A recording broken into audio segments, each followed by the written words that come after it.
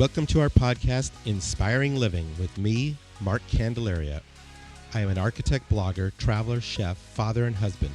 I'm the founder and now a partner of a fabulous 25-person architecture firm specializing in high-end residential architecture, designing amazing homes across the country. We have hosted tours to Italy, Spain, and now Napa over the last 20 years, and in the course of all this, I have met a lot of interesting people who truly inspire me. Our podcast is about all the opportunities that are right there in front of us to inspiring living.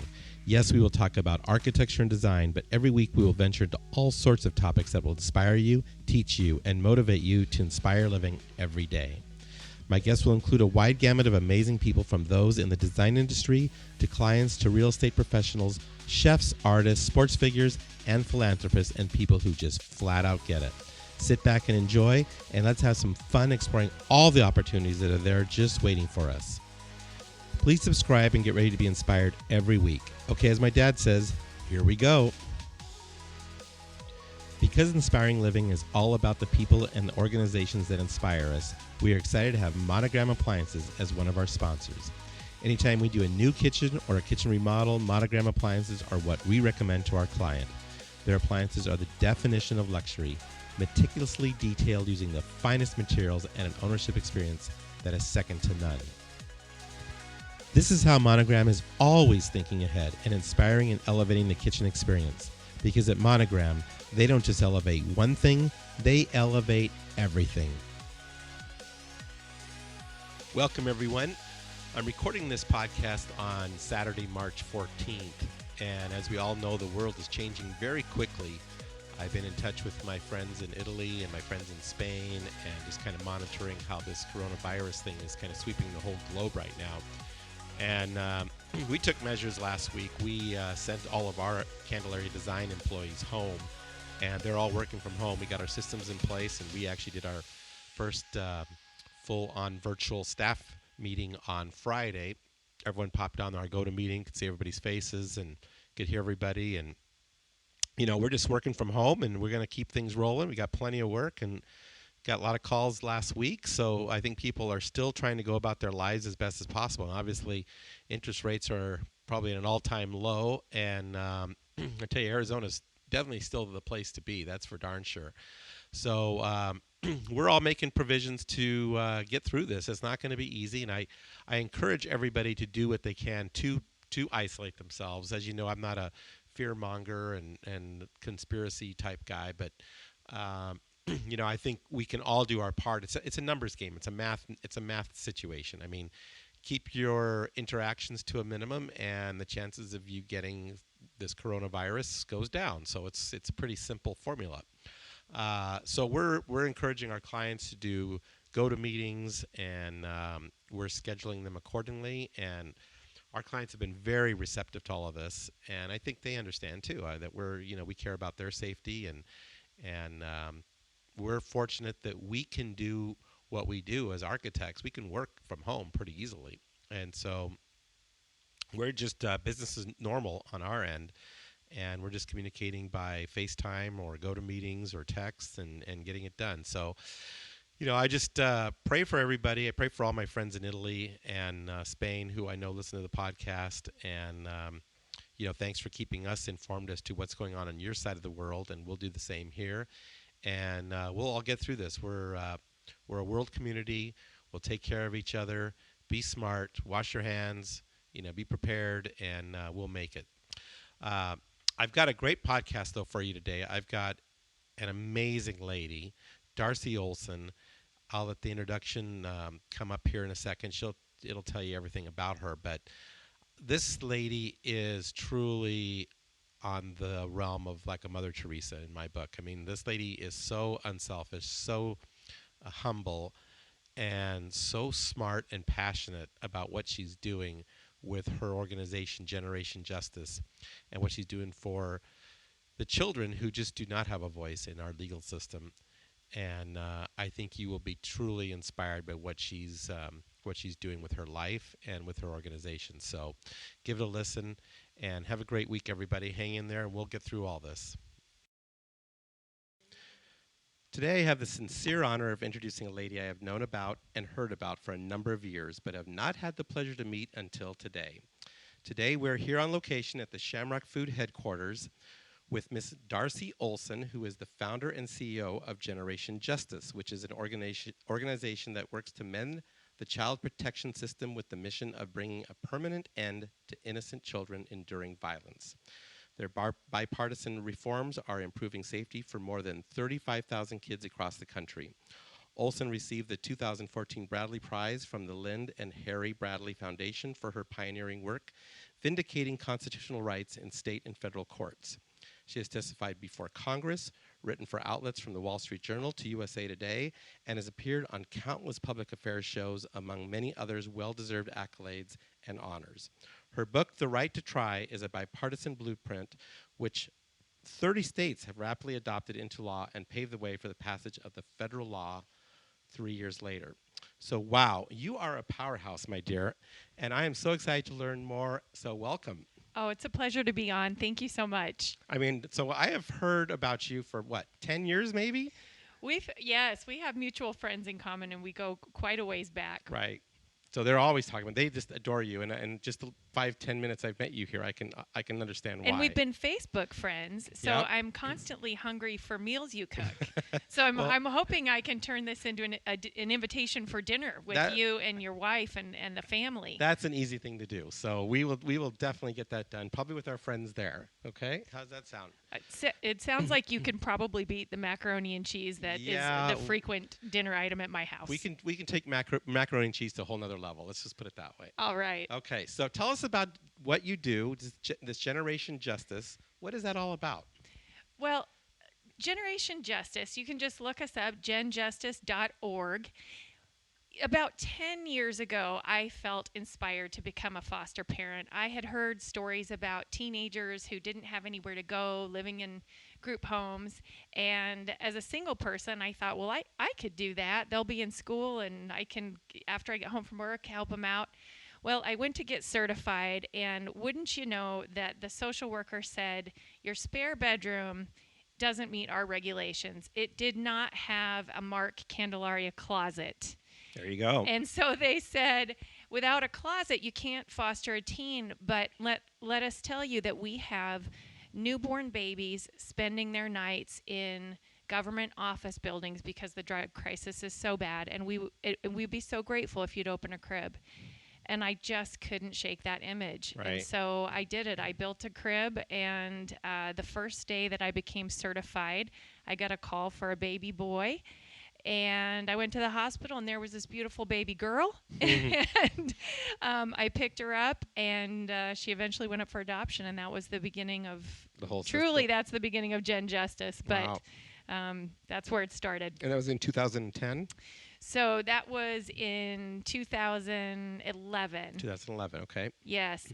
And, you know, if you've had any friends who have fostered dogs or cats, it's not that different in that once you open that door, you know, you want to open it again and again and again. And like many, I had no intention of adopting, but of the 10 little ones I fostered, 4 needed a forever home. And so it just I like to say it was the best decision I never made. So today I have an 8, 7, 6, and 3-year-old. 8, 7, 6, and 3. Okay, I got it.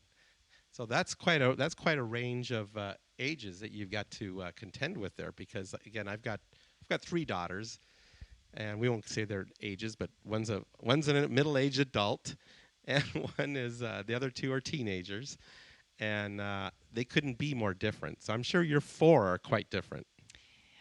Well, yes. I mean, it's one of the great joys of fostering is watching these beautiful spirits and talents just unfold before your eyes. You don't know if they're inclined to be artistic or might have a singing voice or might be able to dance or do math. You know, I guess I can admit this now because I can't suffer any consequences, but I cheated in trigonometry.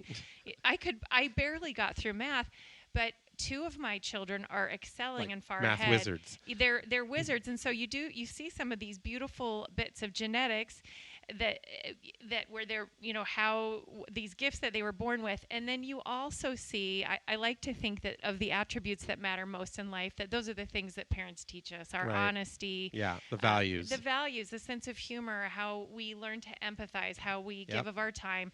And when you start to see the children picking up on those values and being kind to one another, then you have the reward, and that makes it worth the temper tantrums and the bickering and the fact that Could not agree more. yeah. Trust And me. I mean, let me tell you, I don't have normal toothpaste anymore because the 3-year-old keeps taking it. So I'm suffering with this watermelon toothpaste, and and seeing them thrive makes these little sacrifices worth it. So you're single, right? I am. And so when you took in your first foster child, you were a single gal. I was a single gal, and I didn't realize that was probably going to mean I would be single forever. But You never know. You never know. So now I have 4. So So that is let me not for interrupt you everyone. real quick. There's Yeah. we had a person on, Julianne, a few months ago or a couple weeks ago. Anyway, she had 3 children. Her husband had 3 children, and they married. Now, they're not foster children, but they're from, totally different families. And so anything is possible. Well, I put these things out here because I'm a good manifester. it is. And I would like your listeners to know that we are a 5-for-1 package deal. So for the right person, Yeah, there you go. that's pretty intriguing, right? pretty good, That's yeah. a pretty good enticement. So maybe this singleness ends in 2020. You never know. Okay, so tell us about yourself. Where are you from? And tell us about your journey to Arizona. I was born in Bennington, Vermont, in Okay. a very, very, because we lived in a very, very small town about an hour away from there, rural area. And when I was 7 years old, my mom answered the door to some LDS missionaries. They don't really do door-to-door anymore, but she converted to Mormonism and decided we needed to go out west, and she loved horses. So she packed up the station wagon, and there we went, my brother and me and my mom. So I was mostly raised in Utah. Okay.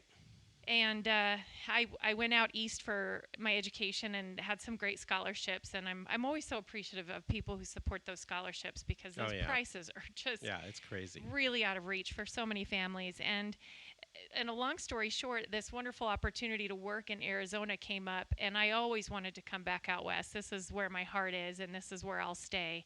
And so I came out just shortly after 9/11 and started working at the Goldwater Institute, and I've never looked back. There you go. Tell us about the Goldwater Institute real quick.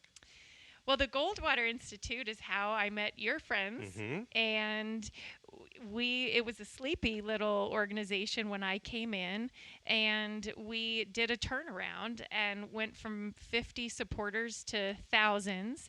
And by the time I left there, the journalist George Will had dubbed the Goldwater Institute the best in the liberty business. Interesting. And I felt pretty good about that. It's Yeah. not for everybody's politics, but I do think that people found us to be consistent and principled and a reliable voice. And so there are people you disagree with, but you respect them because you know where they're coming from. And I like to think that that's the kind of institution we built. Yeah, well, that's kind of something we need to do more of in this world, I think.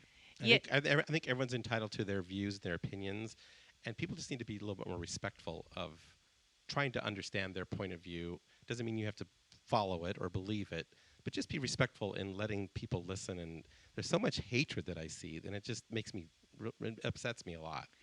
I think you're onto something that most people are feeling these days, and we long for the civilized conversations. And you and I are a bit older than I'm sure some of your listeners, and I think back to shows like Firing Line, where they were very heated, and they were definitely going after each other's ideas, but it was done in a very gentlemanly and civilized way, in a productive way. Right. So it's not that you can't differ or be combative, but you can do it with grace and a smile. Right. And a little that sophistication. is missing.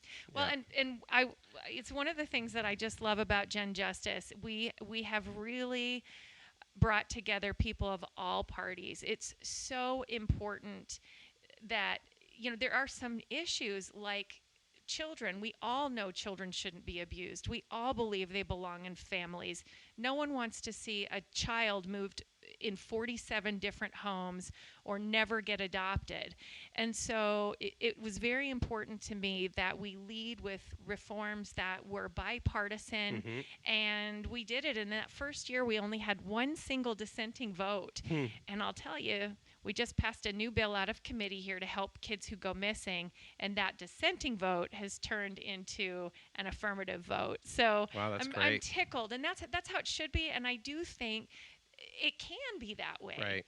And I'm delighted that we're able to do that right now for these children who so desperately need us. So from the Goldwater Institute, how did you get Generation Justice started?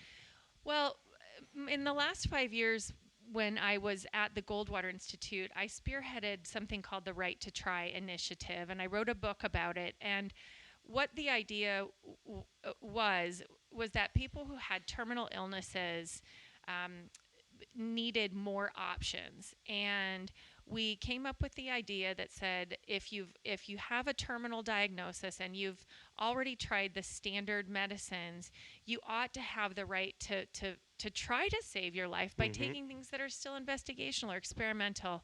And that, again, was a bipartisan issue. Everyone has How lost apropos someone. can that be right now?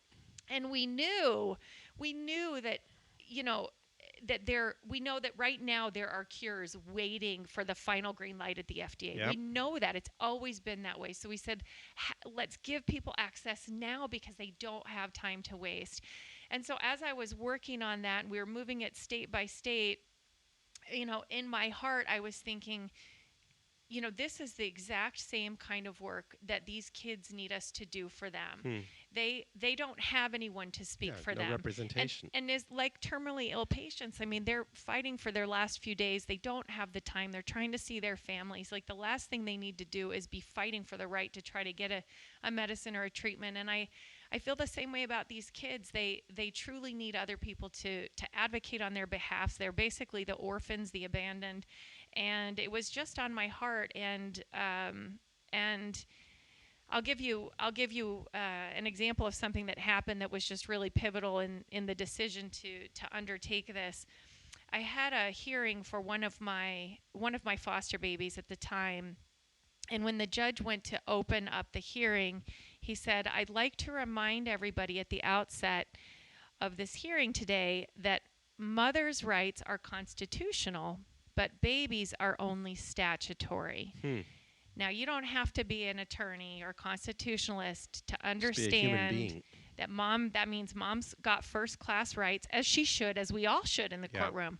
But it meant that baby had second-class rights. And I knew that was a reason that so many of their lives were on the line. And without getting into the details, we needed to advance stronger laws for these little ones, or they were going to continue to go back to people who would then re-abuse them to the point of fatality. So that was it, and we had to do it. And I'm so thankful to Shamrock Foods because they offered us their incredible space.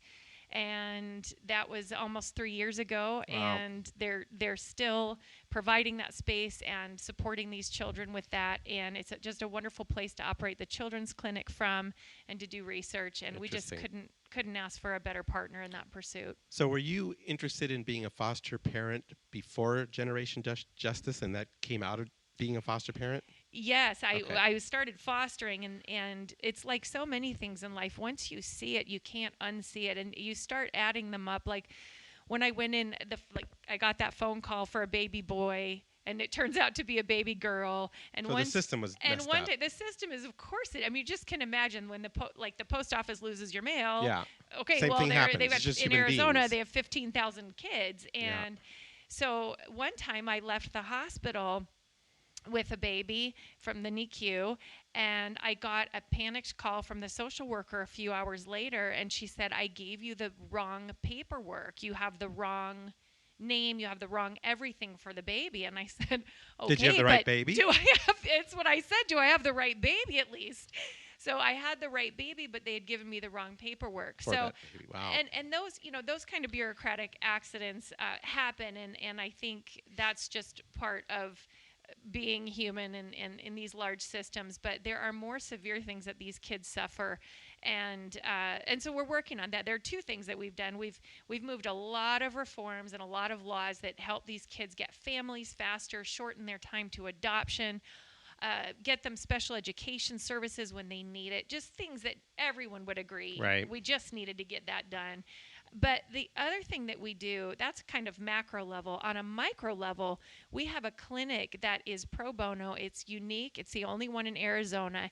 And in there, we are able to help the kids who are falling through the cracks of the system. So we had a child who was being prostituted, whose family came to us and said, what do we do in a situation like that? We've had DCS come to us. We've had guardian ad litems, CASAs, grandparents, biomoms, all kinds of people who are finding that they're seeing a kid in the system, underserved, trapped, in imminent danger, and for whatever reason, the current is taking that kid in a very bad direction, and they're asking us, can you step in? Can you intervene? Can you keep this child out of this home with this meth addict until the person is clean? So we're able to help. The other day, we helped a grandmother.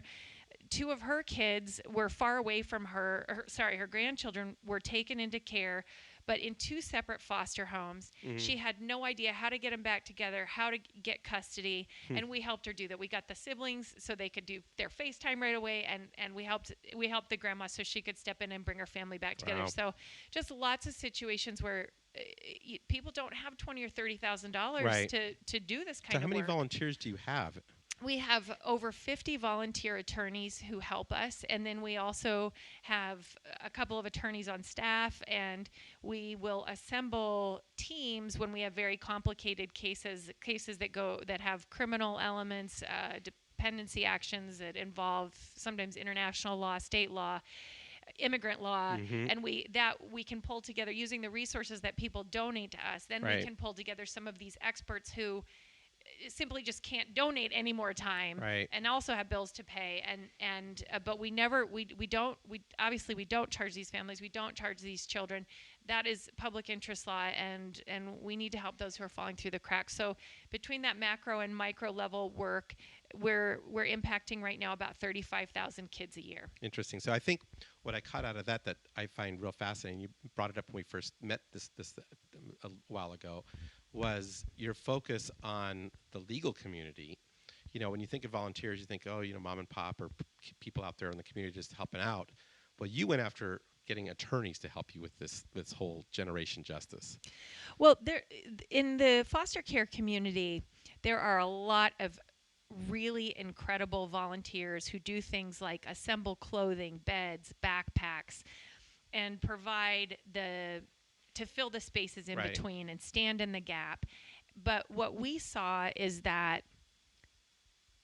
those needs were being met, but where they weren't being met was in the courtroom and in their ability, to get a family to exit the system. I mean, Mark, I met a kid who went into the system at 3 years old and had 47 different homes and was 17 when I met him. And if that does not break your heart, and then the first moment I hear these stories, I'm heartbroken. And that second moment, I am angry. Yeah. Because in this country, that should never happen. Yeah.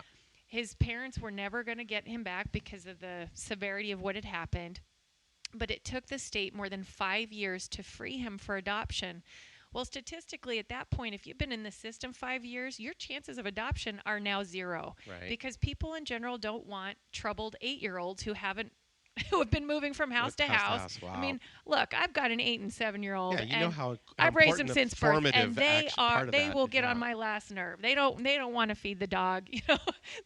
They're not great at cleaning their rooms. But just imagine a child who hasn't been parented or loved, and they're very challenging. And so, consequently, many will never get homes, and that's why 20,000 kids age out across the country every year. And you and I know 25-year-olds who have been raised in great families who are still living at home and still can't make it on their own. Yeah.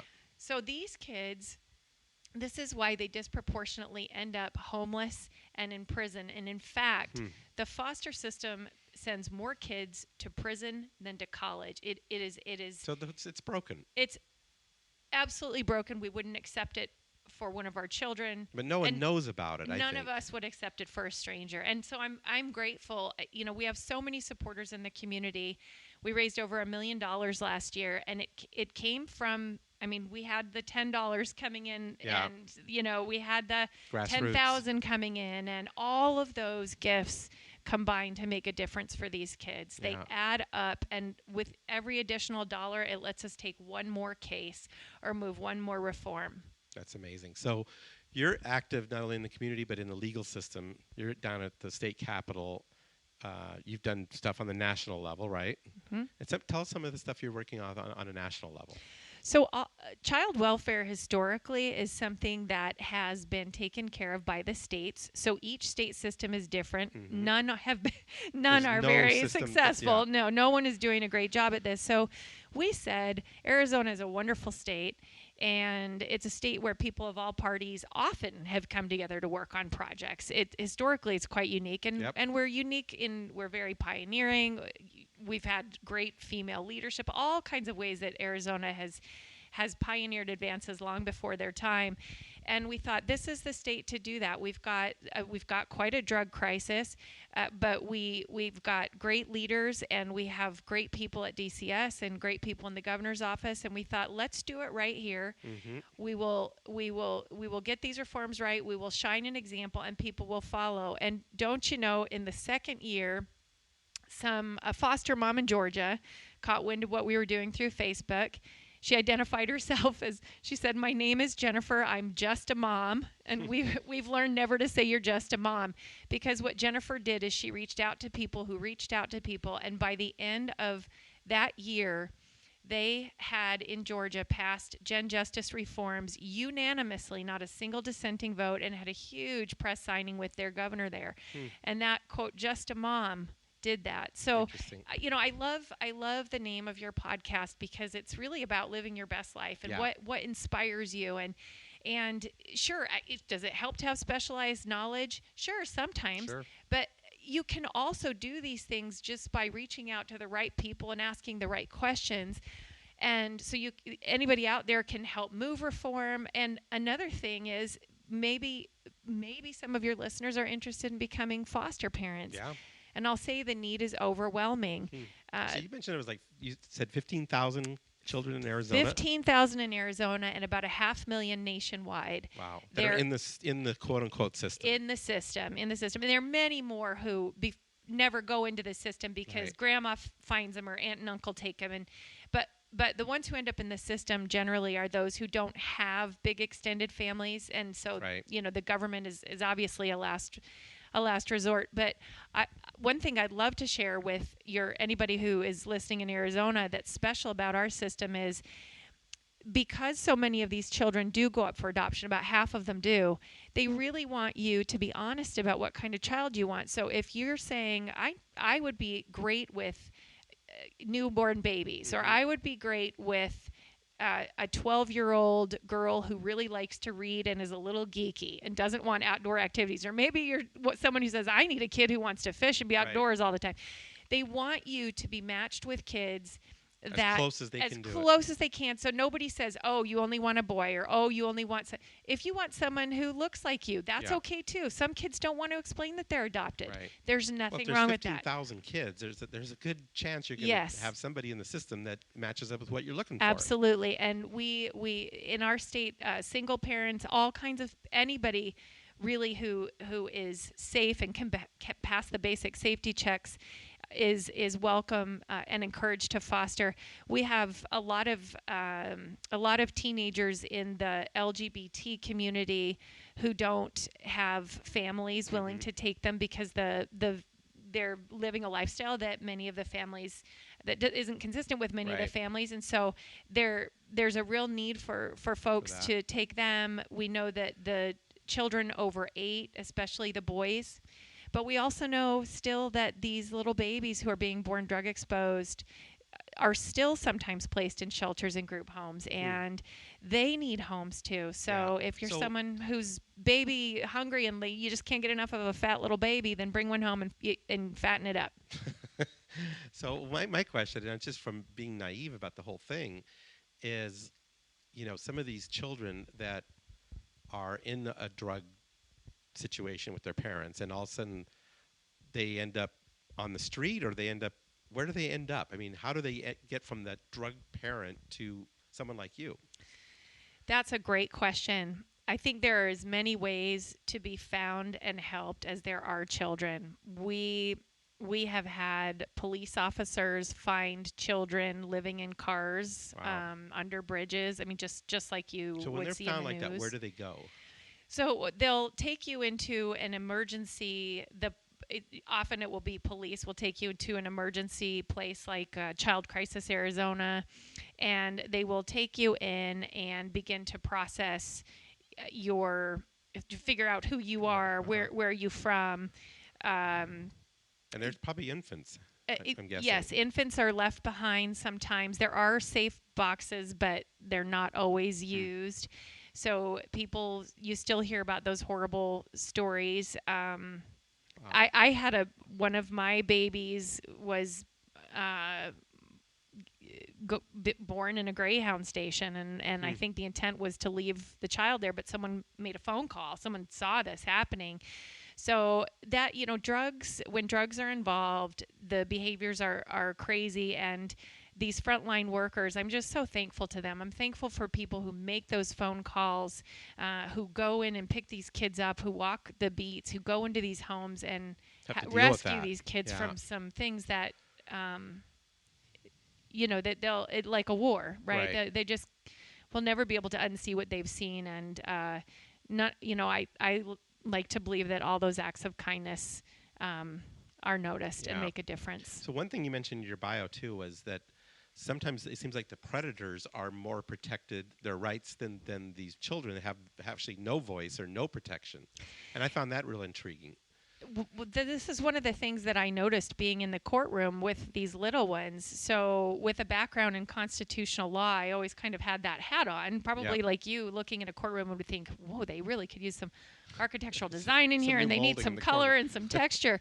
And so I'm in there going, where's the Constitution when it comes to these children? So yes, I mean, the criminally accused in our country have a constitutional right to an attorney. They have a constitutional right to a speedy trial, and they have a constitutional right to a public and fair trial. Children have none of those protections, and they are the victims of abuse. And, there are states, Mark, I'll give you one example of the heinous and brokenness of this system. If there is a situation of incest, in the state of Pennsylvania, they actually have an entire curriculum for social workers on how to reunify you with the person who committed that offense against you. Now, I've heard of that, and I've read it. I mean, so some of these laws are so out of sync with humanity and with what 99% of us feel is right. And most of us feel like, yes, of course parents have rights and you don't want the state interfering, but at some point you draw the line, and one of those is that kids have the right to their bodily integrity, and there's some things that are just inhuman and cruel that you cannot do, and with parenting comes responsibilities, and you know that as a father, and I know that as a mother. And so some of those lines have not been drawn to the protection of children, and we are working to make sure that the Constitution protects children as much as anyone. And you might liken it, because people will say, well, children, they're so little, how can they possibly? So we're not talking about children being able to emancipate themselves, right? But this is sort of like if you had a very severe intellectual disadvantage. Maybe you have a diminished capacity to exercise some of your rights, but you don't have lesser rights. And the same goes for children. Of course, they can't exercise fully all their rights, right? But they still have rights, right to their bodies and to be safe. And right now under our laws, we often protect animals and criminals better than we protect abused children. And I haven't encountered a single person who thinks this is right. Yeah, so that's one of the things you've been really passionate about and really are working hard at, right? Not only in Arizona, but nationwide. Yeah, so all the reforms that we're working on here can be tailored to communities nationwide. So our Facebook group, our Gen Justice Facebook group, has about 6,000 members, and a lot of those folks are reaching out to their legislators and Good. saying, look at this change, look at this change. I'll give you one simple example. Uh, Over half of the kids in foster care have special learning needs, either because of drug abuse or trauma, or because, like the kid I told you about, he's been in 47 homes. He's a little behind in math, right? So they have these special learning needs. But in order to access special education services, you have to have a parent signature to get an assessment. Well, by definition, most of these kids are parentless, and the parents cannot be found, or they're incapacitated. So it was a simple fix. We wrote the law so that the parents still have the rights, but if they can't be found, a foster parent or the social worker can say, yes, let's get this child the education services they need. So we hope that over the years we'll see improvements in their educational outcomes just from that one small change. Yeah, it is. And that's what I find a lot of times. It is these little simple things. That's not the right word I want to.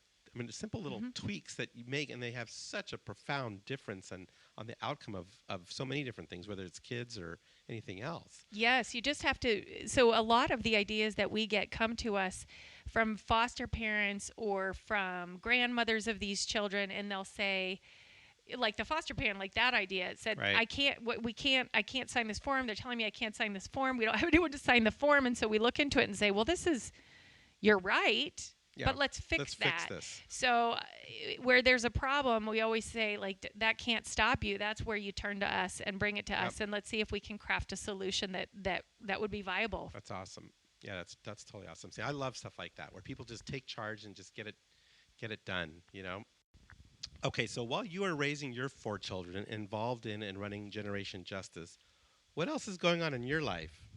Darcy, come on, tell us. That's a sweet question. Well, to balance that out, I get to as many yoga classes as I can. There you go. So you're a yoga girl. Find my peace there, and also do. We're church goers, so those activities are always really uplifting to be with other members of the community, and. I grew up with the concept of never carry a blessing like it's a burden. So I don't have a lot of free time, but it's a gift to have these 4 beautiful children and to be able to do this work for children I'll never meet. Yeah. And so I'm very grateful. That's awesome. So what have been the keys to your personal success? I mean, you just mentioned, taking the time. What do you do to keep yourself motivated and inspired? And I'm sure there's times when you either get super frustrated with what's going on or you get a little down. I mean, what do you do to inspire yourself and keep yourself motivated? And you probably are constantly having to inspire other people, which can empty the tank also. That's such a great question, Mark. For me, I feel very fortunate to have my heart aligned in both my home and my work. And when I am frustrated or sad or brokenhearted at some of these stories or kids we haven't been able to help, right? There are so many that we haven't reached. I focus on what we are able to do. And there's that old expression that says, you can't help them all, but you can help the ones you can. Right. And you focus on that, and focus on the positives. You can be the best you can be. Yep.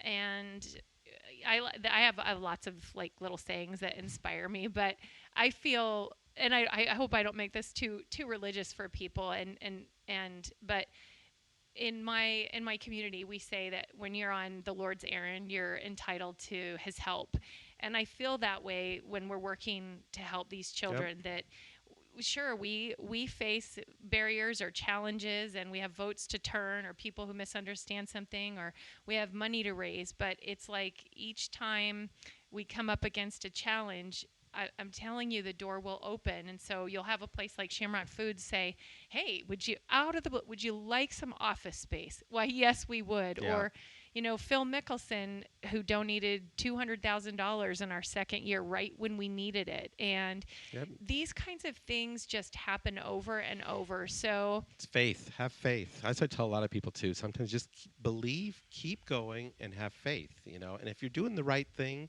I totally agree with what you just said. It'll come. It probably won't come in the way you imagined, but it'll come.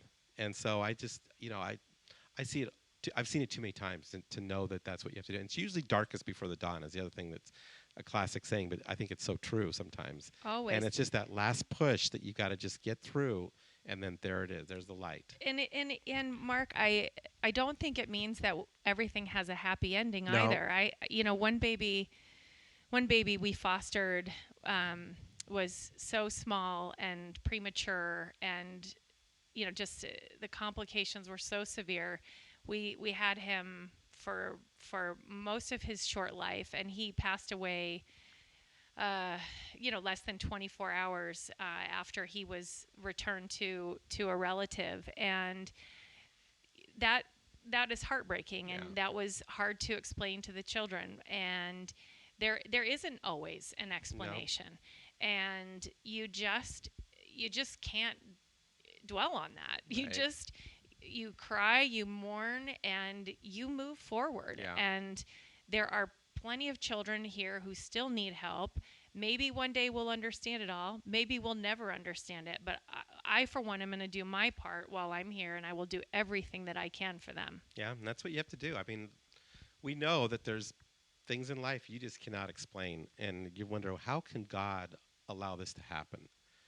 And like you said, I kind of believe that, you might not understand it in this life, and we don't know where we go from here, but I know there's more than this. That's for darn sure, And so the answer, I think, is over the millennium of time. You don't know, And I think for folks, we all are lucky to have that quiet voice inside that tells us the right from the wrong and inspires us, and it's the voice that says, hold the door for that lady, right, or offer to get the car door, or help the kid who doesn't quite have enough change in the grocery store. Right. And I think when you follow that, you end up exactly where you're supposed to be. But those are the things as a parent that you can teach. Yes, we all have our DNA, and we can draw, or we can paint, or we can be a great athlete, but it's those values and things you just spoke about that I think is our job as parents to infuse into our children, right? Yes, and when people think about fostering, they always say, I had someone say to me once, like, aren't you worried about their genetics? I mean, they could be from anyone. And well, of course that's true, and you could look. It's a kind of roulette when you have biological kids too. But trust me, I know that. But that is truly what all parents say. Yep. But number one, I think love is an action, and the feeling of love always comes in time. But when you bring a child home, it's an act of love to get up and feed them every 2 hours. The feelings eventually come, but I also think that, like you said, the things that really matter in life, the way that they're going to treat other people, and are they going to be hard workers? Will they persevere? Will they push through? Will they be positive? Yep. Those are things that we teach. My son wanted to quit piano, and I said, why? He said, I'm bored. And I said, we're going to commit to another year. Yep. Work through it. Yes, because you're never going to get good at anything if you quit before it's fun. Most things that you become good at some point are either boring or frustrating or difficult, and you have to stick to it. And that's something, you're not born with that. No. That's something your mom makes you do. I would totally agree with everything you just said, and that's what I tell people all the time. It says, all these successful, multi-talented people, it doesn't just happen overnight. Maybe it does for 1% of 1% of 1% of them, but I would say the other 99.9% had to work their butts off to get to that point. And you just don't see that part. No one sees that part. So true. And I think they also say that about people whose fortunes fall down and why they're able to make it again. Yeah. It's because of the can-do attitude. Yeah. And those are the things that we teach, and we teach through example. And so I encourage anyone who has ever thought about fostering, whether you would intend to adopt or not, to really give it consideration. And I would be happy. These are the calls I'm happy to take anytime, night or day. Well, that was my next question. With or without the kids there. What advice would you have for someone considering being a foster parent? So, of course, I say 100% go for it, but everybody has really specific questions, right? Like they've got older kids, or they're trying to get pregnant, and what happens if you end up with Irish twins and one is a foster and one is your. There's so many questions. So, go to genjustice.org and reach me, and There you go. just send an email to the info account, or I think you can find my email there. And I will answer any questions that I can in confidence. A lot of people wonder if you can do it single. A lot of people ask if maybe they're 50. Are they too old? No, you're absolutely not too old. In fact, many of these kids need the experience that older parents can bring, or older singles can bring. Yeah. So for whatever you think your shortcomings might be, there's probably a kid in the system for whom that actually would be a strength. Yeah, that's cool. Because I know, and my oldest daughter, is sitting right here across from me, but I just know my parenting knowledge changed quite significantly from when I was in my 40s and 50s from when I was in my 20s. So, and my financial wherewithal. There's just a lot of things that just create a different experience as a parent. So I agree with you. I think parents in their 50s would be just fantastic.